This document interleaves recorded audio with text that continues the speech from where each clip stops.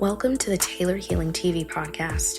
I'm your host, Taylor DeClue, oracle, author, and founder of the Tailored Healing Collective. This is the space where mysticism, technology, and sovereignty converge. Every episode is a transmission designed to help you decode the world around you and reclaim your power within it. So, take a deep breath and tune in.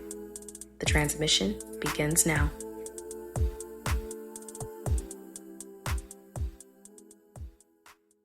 All right, so today on the Tailored Healing Collective podcast, we have someone that I got the pleasure of meeting earlier this year, someone who is walking in ancient priestess codes, who has walked through, I say, through the valley between death, rebirth, and awakening. And I'm so proud to have her here on the show today to discuss a little bit about what real priesthood is, especially in the world of AI. So, Sylvie, could you go ahead and introduce yourself to everyone? My goodness. Thank you for having me, Taylor. Thank you so much for this opportunity just to use my voice. And, I always want to say that when I say yes to doing things like this, my biggest intention is always to, um, have the words land at the altar of the heart for those who need to hear it so that it can, however it needs to support their journey in this life that we're living here today. But yeah, I'll definitely introduce myself. Thank you. So my name is Sylvie. That's my birth name. Some people call me Selvia. And essentially, I'm a human being. Yeah, I always go there right away because I think that is so important. We often get so lost in titles and roles and all these things. And as much as they all play a really, vital aspect of the experience. I am human. I'm a mom. I'm a wife. And those are my priority roles right now before I do anything else, right, in my service work. But I am an initiated and legally ordained priestess. Now, a lot of people may not understand what that is, and of course, I know we're going to unravel that in many ways. When I say the word priestess, I am not giving. This has really nothing to do with any form of dogmatic, hierarchical type, religious type thing. I just want to make that clear. Okay, this is really a devotional path to spirit in all the ways that we experience it. It's just one thing, right? So as priestess, that is how I serve spirit as priestess. And before I was priestess, I spent, my gosh, 17 or 18 years in covert federal federal policing, right? Government intelligence. That was, again, I can get into that as well. So there's like two worlds just in this life that I have, really been able to deepen into. And then, of course, the entire spectrum of walking those worlds and everywhere it's brought me. So I do psycho-spiritual counseling. I'm certified in that for those who, and I say this with as much love and respect, those who need to hear certifications, but just like certified in psycho-spiritual counseling, certified in shamanic breathwork. I've walked a shamanic path for a very long time, apprenticed with elders, all the things, the ceremonialist. I can go on and on. I serve spirit. So it's very diverse, very diverse. Well, first of all, wow, even though I've already met with Sylvie many times before, what I can say is one of the first things that took me back is working in something parallel but completely opposite to what you do now. And I think that's going to first off take a lot of people back because they're going to say, how did you move from like one section of life like this? It's so intense to moving into this. But one thing like I really want to focus on today is that like this divine intelligence that you're working with was something that you were already operating in within a more controlled field. How did it feel to step first from that kind of area in life into something that is more uncontrolled, more fluid, more in tune with nature versus, the replica that we live through in this everyday life? Tell us more about that. Wow, thank you. That's a loaded question. It's very multi-layered and multi-dimensional. I'm going to do my best to try to answer that. But I from this point I say from this vantage point of where I'm sitting currently, present time, looking back, I can say with so much certainty that every experience throughout our life, whether that is painful, traumatic, all the things, it is perfectly designed. And I know that's going to, set people off sometimes, but just it really is perfectly designed. And when I chose to get into federal policing, all the things in my very early 20s, I was getting into that because I really believed I could help people. I've always had the thread of service like weaved deeply into my being, right? Into my soul. And I always like to say that I've always been a fairly consciously unconscious person until, I think we all are to some degree, right? Yeah. Um, I've always been very much open-minded, open to um, people's different ways of believing things, right? Even though I grew up very Roman Catholic in a Sicilian family and all the things, I still was always very open-minded. So I got into policing, and of course, it's very systemic. It's very systemic.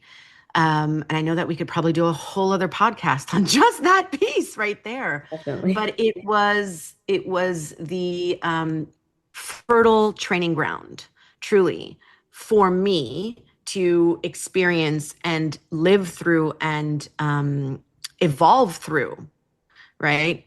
That led me to really seeing the depths of, I would like to say, and I don't like to use the word darkness because darkness is not a bad thing, but just to put into perspective for, just to really see the shadows of the system, to walk those underworlds of the system, right?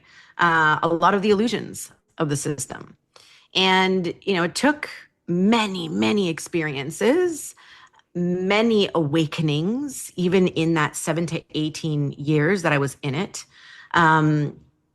But what I always had at the core was a willingness to evolve, a willingness to learn, a willingness to do better myself, um, heal myself. I suffered through very, very complex post-traumatic stress, compounded, complex, all the things, all the diagnoses you can. I had it.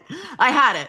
And so many people say, well, you signed up for that shit. Like, yeah, you sign up for it, but you don't actually know what you sign up for. Like, you don't realize until you experience the things. Like, you have an idea, but you don't ever really know how you're going to actually react or not react to the things. So it was just by choice, consistent choice of wanting to heal, right, through a lot of that. That really opened up the path and helped me really see, again, just those deeper illusions of, and again, I don't even want to use the word patriarchal. And if I'm going to use that word, I don't mean it in a way to put down men whatsoever, because women and men both, and I say this all the time, men and women both have suffered at the hands of that patriarchal systemic illusion. Okay, and so it's not just about the men here; it's about all of us. Um, but yeah, it's yeah, I don't know if like this is answering the question exactly because No, I no, mean I you can go so are. many places, but yeah. One thing that you just said kind of took me back a minute when you were talking about being in this kind of position where you're given a life, you're given a job, you're given a career, and you don't know what you're getting yourself into, but you're still like kind of offering yourself up as this vessel. I feel like that's directly connected to your priesthood work because even Oh, in this, like when we interact with becoming a vessel for other people to channel the divine in whatever way that may be, you are literally becoming this. this entryway, and it seems like all cute and pretty, like, oh, it's just flowy dresses and good vibes. And half the time we're going ego death after ego death after ego death over and over just to be a channel for other people. So, like, can you kind of walk us through the moment where you started experiencing that on the other side? Yeah, I mean this, and again, it was, how would I say, it was a very titrated, cumulative journey. And I, this is so very true. And I think I just want to say that it wasn't until maybe 2 or 3 years ago where I really started to see the parallels. Because for the longest time I was like, I don't get it. Like, this is where it led me and that's it. But let me speak to, the kinds of jobs that I did in, like, federal police and government intelligence, things like this. I worked undercover for years. I not only worked undercover, but, human intelligence, all of the things under the umbrella of national security. And again, lent to the military, for certain jobs overseas, going into different countries that were, conflict rich environments. And like I say all the time, I was like really, truly boots on the ground, walking the underbelly of the planet in many, many ways. And so this is truly the underworld. And there's a callousing that occurs, really when that starts to happen. And so being a vessel for, let's say, the tasks of like the government is one thing, right? And you're walking this path as you're on this healing journey, and you're constantly like awakening, you're expanding your consciousness, you're seeing things much different, your perspective is expanding. Sight, like literal sight, like third eye, mind's eye is like starting to get really wide open. And so you start really seeing all of those deceptions. And then, like there's a whole process you go through. Like there was so much grief. There was so much grief in it. It's like, oh, here I am thinking I'm getting into this thing to help people because it's like threaded into my soul. And then it's like, wow, I'm not really helping very many people. I'm, really just helping the powers that be do what they do. And that was really out of alignment with me. It took me 2 years of unraveling identity. Okay. Like this is the key thing, is that it took me years to dissolve various aspects of identity. And when I say that, I don't mean killing my ego. I love my ego. Okay. Like we have to just be aware of ego. We are meant to have an ego. Ego is here to help us like evolve and stay safe, like in many ways. Okay. But this is identity. And really what I attribute identity to are a lot of the imprinted values and beliefs and programs, right, that are bestowed upon us from the time that we are just like really little, right? And then we develop that. And then at one point you have, your first grand awakening, your first big dark night of the soul, like all the things start to happen. And I had many of those throughout the years, many of those on that journey. And so really the cherry on top was when my entire body was like, I was getting sick. I was getting physically sick because my soul values, so those values that, Sylvie as a soul came here incarnated with, that got sort of like oppressed, suppressed, and armored up throughout, a lifetime. And then especially through that, like, deeper training and systemic training and all the things.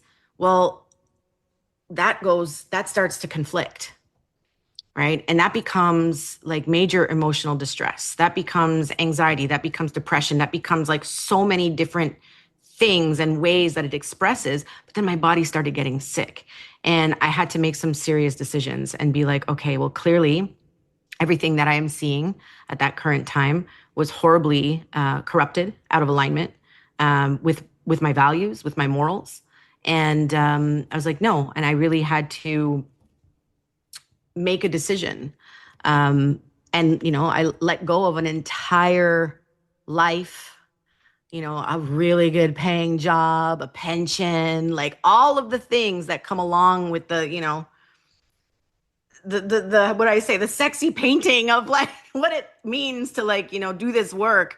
Yeah. And then it just, that really led me into, because I had also been on a shamanic path. Like even while I was healing, while I was doing all the healing and stuff like this, I was still apprenticing and doing other certifications and like all of these things. So it was almost like I was doing like a triple cover. It's like, I was like a shamanic apprentice, and then I was undercover and I was a cop and I was like all of these things. And I was like, okay, well, who the hell are you? Who the hell are you? Right? I had to really listen to my soul, and that led me into that. So yeah. So for those people who don't know, because we always have new listeners on the podcast, can you tell us your description of what the underworld is? Because I feel like when people hear underworld, they'll think of like the first TV show they've seen that mentions the underworld, or they'll go straight to like, I don't know, the craziest thing they've ever heard. I think there needs to be like a clear description of what it means to walk the underworld path, because the term is used so freely, but I feel like it's not Yeah. very well understood or comprehended by a lot of people. So how would you describe this to someone who like has no clue what you're talking about when you say the underworld? Yeah, the underworld. Well, for me, we have, again, I can say the underworld. And the way I like to look at it is that there are different expressions of the underworld as well. There's like almost even different dimensions of the underworld. I don't want to get too crazy here, but basically the underworld is, the subconscious unconscious. The underworld sometimes is actually not all bad. Okay. So it's just like sometimes it's what's been oppressed, what's been suppressed, what hasn't been witnessed, what's been casted away. Other times it really is, um, I often say that we find a lot of truth in the underworld, right? We find a lot of truth in the shadow. And yeah, like I think that's probably just like the best sort of like scratching the surface of like the underworld. Like, you know what I mean?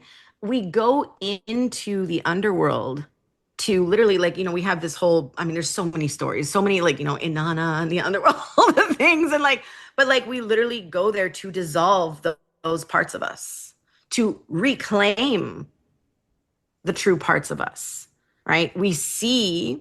Um, we see what's underneath a lot of the synthetic, a lot of the glossy, a lot of the pretty, right? And we get under there and we're like, oh, so yeah, wait a minute, we've got some raw truth here. You know what I mean? Yeah, Very I don't know, much. I'm just saying it like that because I don't want it to be like this. It's not, and it can feel scary for a lot of people because a lot of people are not willing to meet those parts of themselves, right? So that's like the scary thing, right? So yeah. I think it's also scary because of the way it is typically portrayed in media. Like, I remember the first time I was telling someone about the underworld, and they're like in Hercules, the Disney movie. And so the first thing they're thinking of is a guy with flaming hair rowing a boat, across dead souls. And I'm trying to Yeah. like, make this a very tangible concept. And we're talking about like what the soul actually is and what this is representing. Because even, throughout different mythologies, we've seen what this means to walk amongst the dead. And if you say Yeah. that, they're like, well, I see somebody walking around living, but are they truly living? So one of the next questions I kind of wanted to get in with you is like when you've gone through your initiations, and you're helping a new soul, someone who may not necessarily like know what they're releasing yet. Do you feel when you were saying something earlier about being in the dark and being able to see, do you feel like you've learned how to process walking in the dark better now than Mm. you understood before? My goodness, 100% yes. When I was mentioning that those 17 years were like that fertile training ground, right? When I finally had the deeper aha moment of the parallels between priestesshood and undercover work or like the oracle, the oracular arts, and like like working undercover, like behind the scenes, like all these things. I mean, there's so many parallels. And yeah, I mean, I can go into this, but essentially for me, and when I just want everybody to understand that this was my particular journey. And I'm not telling everybody that if you are want to, come into your oracular skills that you need to go and do the things I did. Like, that's not what I'm saying. But I'm saying this was my particular journey. This is how, again, my soul contracted for this. And what's interesting is when I reflect back on some of the experiences that I had, and I mean, I can even get into some different stories, which are pretty cool, really. Um, it's so clear now what was actually happening in terms of how a lot of my, sight, or like I call it the clairs, right? Like your your clairsentience, your clairaudience, your clairvoyance, all of these things were being trained, right? I'm like, as an undercover, like, number one, you've got to have pretty damn good discernment, right? You've got to learn verbal judo. You've like, I mean, some people are like, oh, you were a spy. And I'm like, well, sure, but there's very particular skill sets, right, that one develops when you're doing that kind of work that literally translate into priestesshood, and like what we actually, um I say what we dance with, or what we're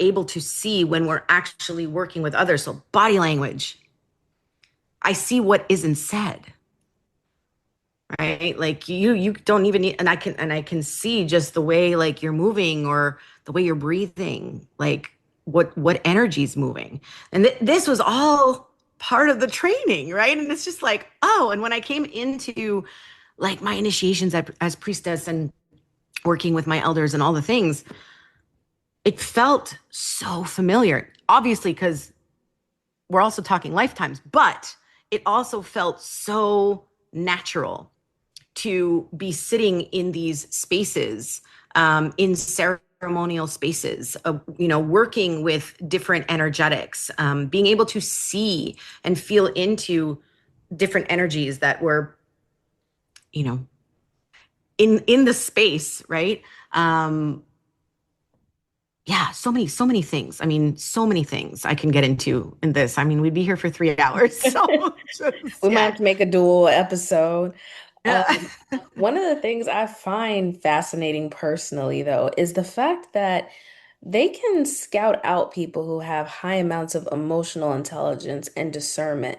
And because like there's been a crossover in time between like organized government organizations and then, living in a world that's more spiritual, where is like even the gap at this point between ancient temples and priesthood and modern day, government technology and checking in on people? But I say all that to say that it's almost as though they recognize this priestess ability and just name it something else.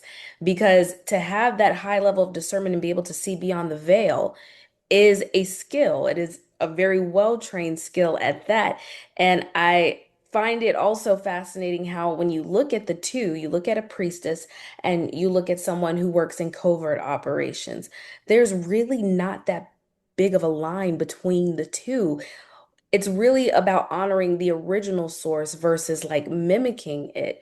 Because in order to gain, that kind of power, you would have to mimic where it came from in the first place. So one of the things like you and I have also talked about, especially like with the coming of technology and Mm. dependency on it, do you believe that we're in a modern recreation of ancient temples and priesthood now that they're digital, or do you believe like they're solely here still in spirit, but they're just trying to be repurposed? How do you feel about that? Oh, this is huge. This is huge. Okay, so first let me just say, when we refer to they, let's establish this. When we refer to they, um, what I refer to simply are, the powers that be, that really are, you know, are perpetuating control and fear for the purpose of, their longevity, really, and more so, how can I say they run a very synthetic system. Matrix. Let's use the word matrix because we I don't like that even word. know who they is. I just say there's Yeah, too many theys to try to there's put too they in a many. group. Yeah, yeah, yeah, yeah. No, for sure. But I mean, and I don't know if we want to go there. Like, I mean, I have gone down every rabbit hole. Okay. I believe anyway. I have gone places where there are no maps. Okay. So let me just make that clear. So we can go real deep, but essentially if you want to just say that there is essentially, like there's a synthetic matrix and then there's an organic matrix, right? And matrix isn't bad. Okay. It means mother matter. It is a space of creation. Like, but then the question becomes, what are you creating? Are Mhm. you perpetuating and creating more synthetic that leads to the disconnect with like major disconnect within a human being? And when I say disconnect, I mean not only connection to self, but connection to original source, right? Or are you, really tethered into the organic matrix where it is an organic ecosystem and we are of nature, we are nature, right? So there's all of this. So, there's overlays. So if you can imagine that this like synthetic matrix is like overlaid onto the organic, and so many people within this organic are like starting to wake up. We're starting to wake up. We're like, oh my God, we've been part of this synthetic system for the purpose of all of the things, immortality versus eternal life. And like, I mean, we can get into all of the things like cosmic, not like whatever, right? But basically, both, like when I say they also know the game. They understand alchemy, Oh yeah, right? absolutely. They use what was original and sacred, and they've inverted that, right, to perpetuate their dominance, their like financial dominance, their everything dominance, right? So of course they understand temple arts, they understand temple consciousness, they know how to create temples and replicate them synthetically. In fact, I mean, we can go back throughout time and history in all the ways of how some of these systemic organizations like religion, religious forces, all these like came in to the temples, and like, I mean, we see them in Egypt all the time. Like you go in and like hieroglyphs have been like purposely removed off the walls because they don't want you to have access to that ancient wisdom, right, that they have now like in their control to manipulate the things. So, and I'm like just scratching the surface here, right? So I'm just trying to like tether in or thread into like the question. But I believe, I always believe that if you allow fear to take over, right, then it will take over. Original temples, right? Because you got to look at like they're micro and macrocosms. Like they're literally like it's very, again, another multi-layered thing. Like your body is a temple, your organs are a temple. Like the earth herself, Gaia, is a temple planet, right? And then within this planet, there are temples, seen and unseen, right? Energetic and matter, like all the things. So there came a time where they purposely, they, came in and purposely put caps on a lot of the very sacred energies that circulated in some of these sacred spaces. They tore down the temples and then inverted the templates, like literally the blueprints of these sacred places. Um, and we see it happen to this day in many different ways. Like, they may call something, an establishment, but they're actually using it as a temple, right? And what are they doing in that temple? Are they using it for high alchemy? Absolutely not. They're using it for denser, right? Alchemy, which some people refer to as black magic and all the things, right? But this is what I mean. And so, yeah, there's forces on all sides.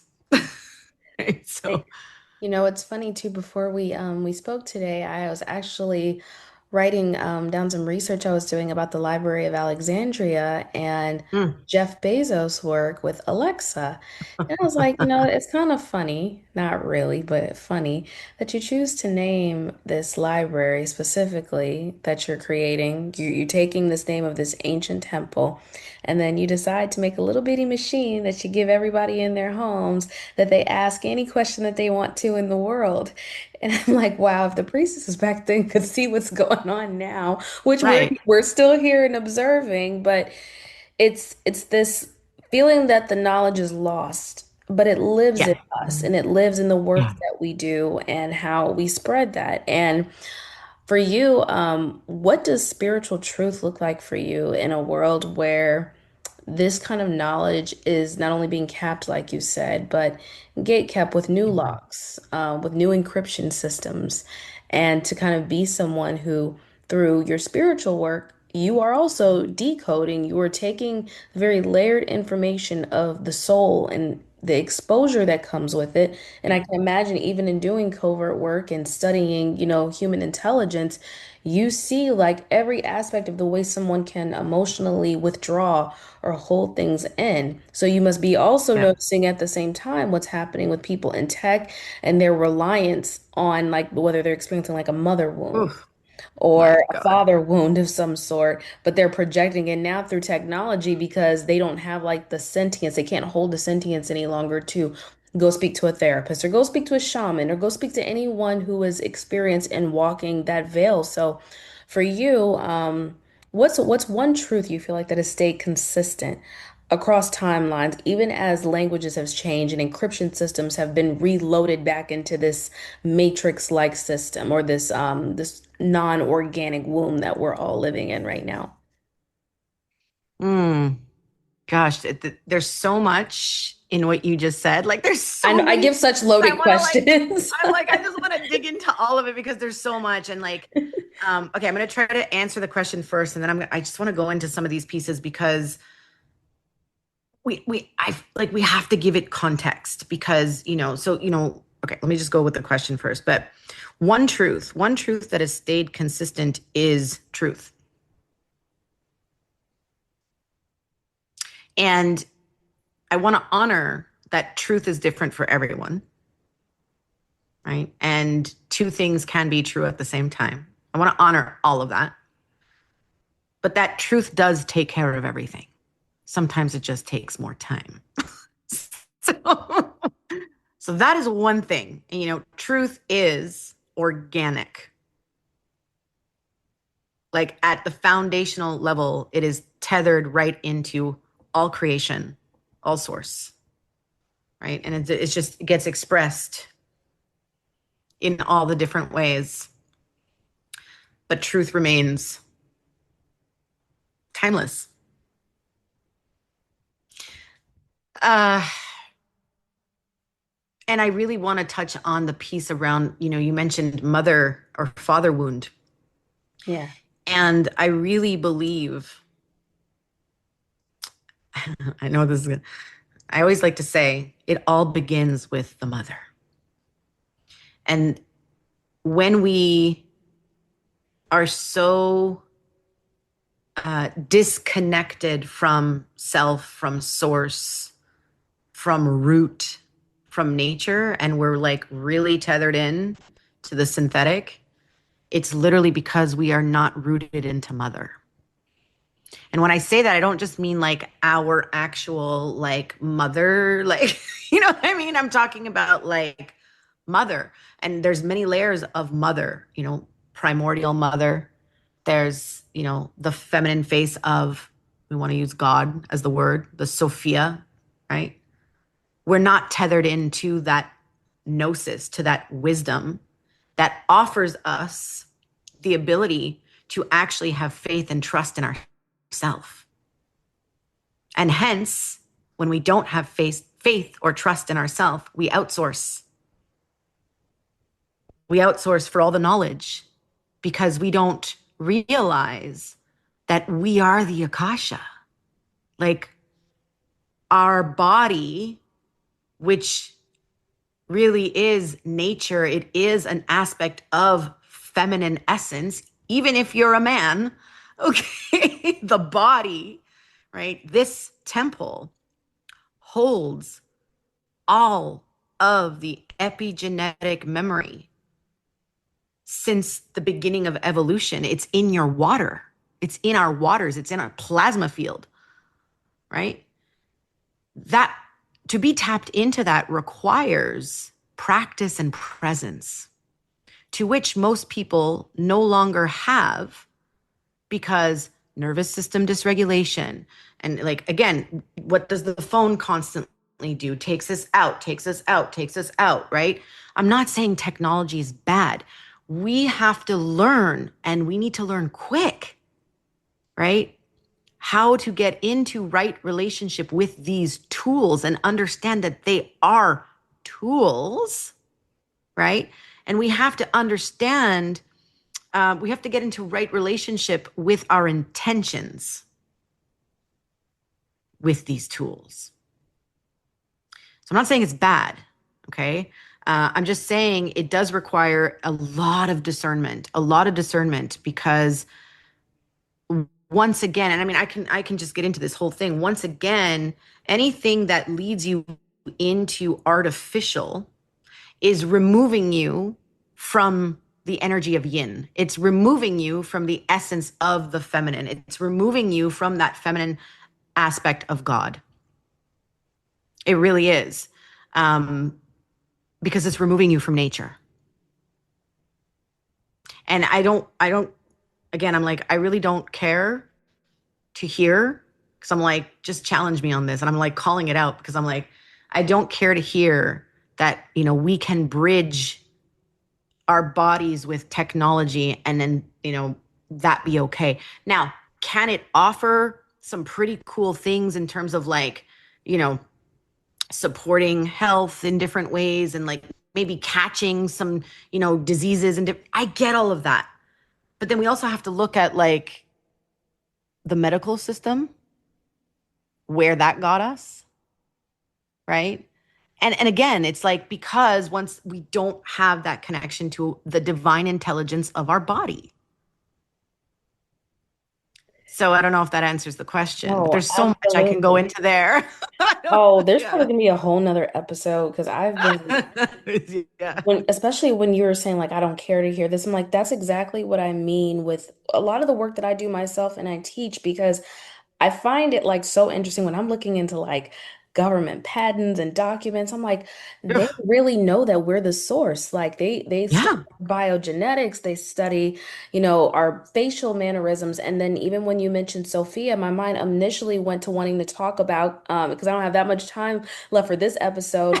I did want to talk to you about this too, because I thought you would have some wonderful insight on it. You spoke about Sophia, and my mind went straight to David Hansen and Hansen Robotics, making this Mm. first female robot that was given citizenship in Saudi Arabia.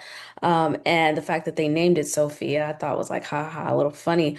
But the fact that they're trying to anchor this into feminine wisdom. And then I read several times that the makeup that they used, the facial expressions they used to create it, was supposed to be allegedly Nefertiti.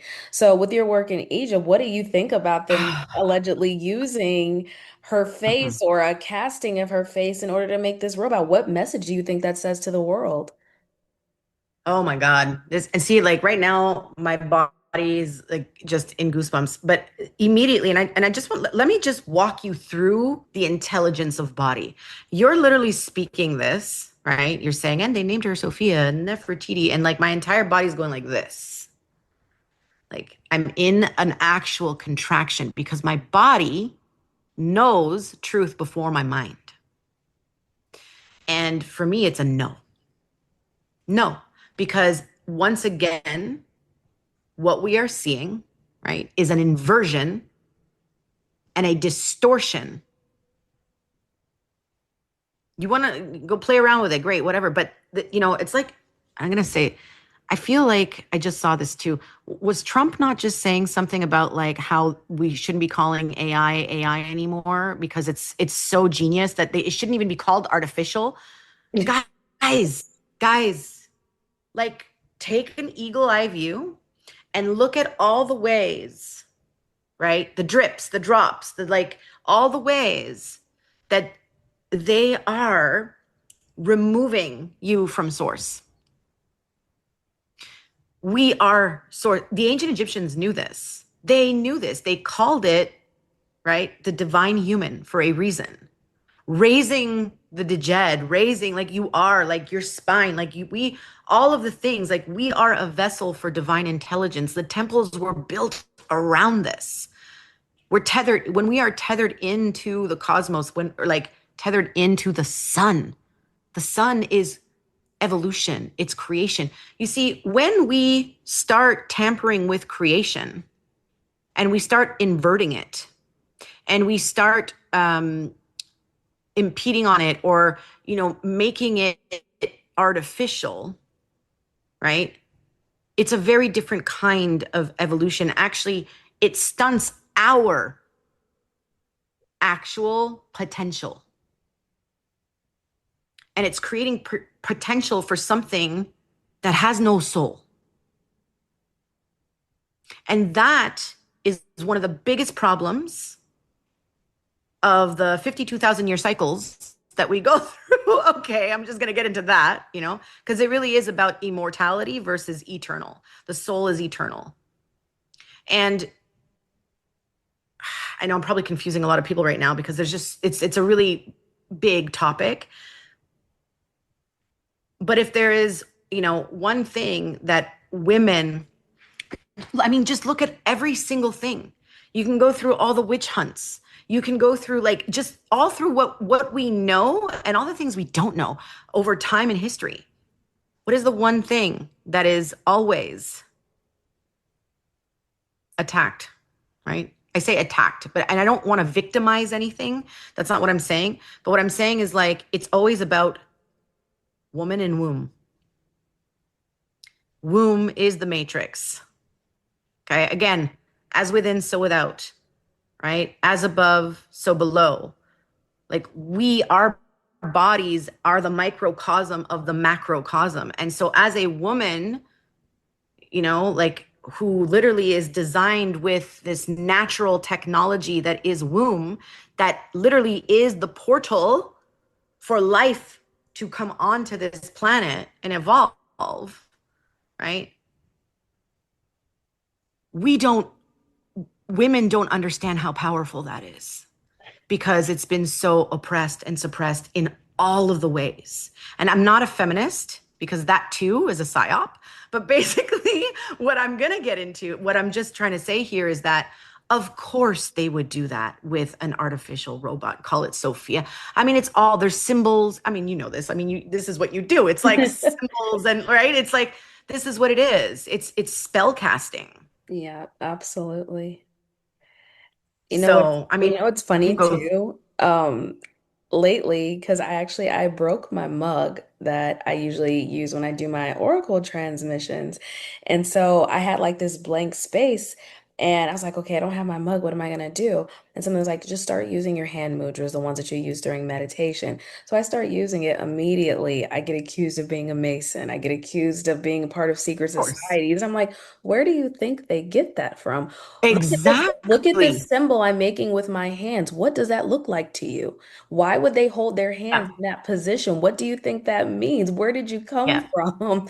And so, Yeah. again, I'm not a feminist either. It's understanding that when we're talking about feminine intelligence, we're not talking about an actual woman all of the time. We're talking about the source of creation in the void, because what is referred to as Yeah. the matrix has both. It has the masculine and the feminine, because the void needs structure in order to enter into the material realm. When we exit from our Right. those bodies and we're born here, you had to leave an enclosed space to enter into another one. So the way that you are able to describe, the portal entryway through these stories, and see like, okay, I'm aware and I recognize, and I am now a vessel for others to see that this knowledge here is eternal. This is the quantum immortality they're looking for. The the general expression that you have of these stories, however work people through the different ceremonies that they participate in with you, you are being that bridge, which may look similar to people when they're calling on Lord Chat GPT. Oh God. Yeah. I just have to laugh when I say because I'm gonna I take it know. seriously. But it's like it's the divine comedy because humans create things in their own image, not realizing that they are the Absolutely source. That they're the source right. of what they're looking for. So this desire to bring something outside of yourself can somewhat create this chaos because you don't understand this is your mother's reflection. And when we're talking about mother, I mean like, Matrix. Yeah.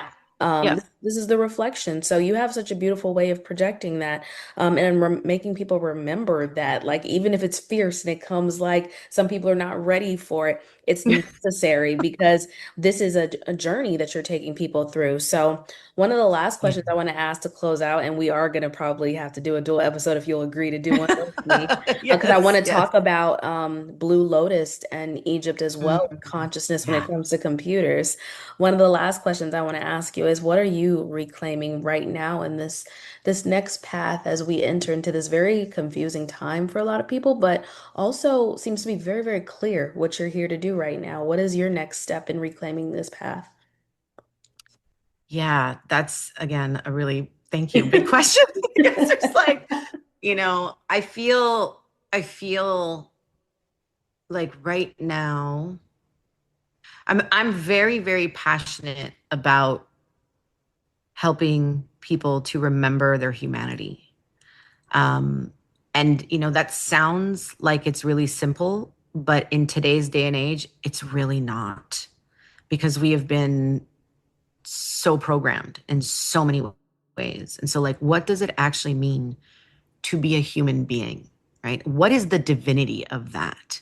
And I don't mean some like silk and sage style, like, love and light way. Like, this is not what I'm talking about. I'm talking about like raw human being, right? And so I have been reclaiming the return. I just pivoted, my service in a really different way. Like I've actually scaled back on so many things. The last 3 years have been have been just like a whirlwind of refining and really deeply, deeply coming into integrity in all the ways. And as like I have this role as priestess, right? I have an oath, which is again another parallel. Like, I took an oath when I like became a police officer, and it's like, oh, I wasn't serving and protecting. Okay. So it wasn't really like, but this is a very different oath as priestess. And for me, it's like, no, you know, I always say a lot of my, clients, they'll come to me and even before they come to me, they'll be like, okay, so like, what are we going to do? What are we going to learn? And it's like, well, you know what? We're going to learn how to be for one thing. Like, how are we going to be? Like, it's because it's through your being, right? That everything shifts. And most of all, I would have to say, it is about remembrance. It's all remembrance. Like, there's nothing to fix. You are not broken, right? You just need to remember who you are. And so I am reclaiming the return of the temple. It's like we get so lost in this day where we're like, we got to build the business and and it's like, no, no, no, no, no, no. I'm not here to build a business. I'm not here to extract from the temple like the way they did to the Pythia, the way they did to like that's not like I'm building, this is the temple, right? So that's what I am like really reclaiming. Um, and that's pretty radical, I have to say, in comparison to like what I've been seeing the wild wild west out there and like the healing arts and the sacred Oh arts and like gosh, yeah. and it's just like, oh my god, right? Like simplicity, like can we come back to like real service here, because we are at a threshold in humanity. Like it is by no mistake that I am here at this time, that we are all here at this time, right? I'm here to help you remember that. Why are you here? You know? You remind me of my own path and my journey too, because it is easy to get lost in it. Picking up a phone, for example, and channeling and transmission out there seems like it's just like it's what everybody does. We've been programmed into getting on social media and talking, but it takes like a special kind of discernment to understand that you are channeling the same way we see these images and depictions of what looks like a microphone or a staff or an alchemist staff, whatever they have Yeah, back then. And this is no different because the power is in your voice, what you say, how you carry your message, the way you're absolutely. using your vagus nerve. So I want to thank you so much for sharing today. Can you tell us how to find you so we can find out more about your work and anything your writing, how people can learn how to work with you? Thank you so much. Of course, well, I do come with a little bit of a caution. I just want to say that to everybody because, like, when we are devoted to truth, like, I mean, it's a major path. It's not an easy path, put it that way. And so, I always like to say before I, invite people into my world, it really is this field of dissolving those identities. And so it does feel very uncomfortable because what I stand for, it is the sovereign path. It really is. I'm not talking about like freedom. No, I'm talking about like this is the sovereign path. So yeah, you can find me on my website. It's www.intemana, INTEMANA.ca. You can find me on LinkedIn at Selvia Filteau. You can find me on Instagram at Priestess of the Blue Fire. And yeah, and what I have been really just finding so much joy in lately is coming home to my writing. And so you can find me on Substack. And it's my Substack is called my God, I'm like thinking of Priestess of the Blue Fire. No, it's field, it's like truth codes from the field. Sorry, yeah, truth codes from the field. That's my Substack. So you can find me there too. And those are like my deeper transmissions. And then it'll give you a sense of who I am, what I do, and yeah, if you're inclined to collaborate in any way, I'm open to always having that chat. Absolutely. And we'll be sure to link all of Sylvie's links in the bio for the podcast. You'll be able to find it in the description link. Thank you so much for your time today. I appreciate it. And I think that these conversations need to be continual because time is not stopping. I think there's this idea that all of a sudden things are going to stop and it's all going to collapse. But we're sitting here kind of like still spinning the wheels that were left behind for us to pass the baton and keep going Yeah. and keep leading and keep leaving the awareness of consciousness and spirit available for people. It's not something you have to pay for, something you have to go online to find. It's something that you can still meet with people in real time and use real medicine, real instruments, real vibrational pieces of energy to connect. So thank you so much Yeah. for your time today. I love Thank having you on you. here and speaking with you. Hopefully we can bring you back for another episode. Oh, that'd be amazing. Thank you so much for having me on the show. I really am honored. So thank you so much. All right. Well, thank you so much, guys. And this has been another episode of the Tailored Healing Collective podcast. And we will see each other again soon.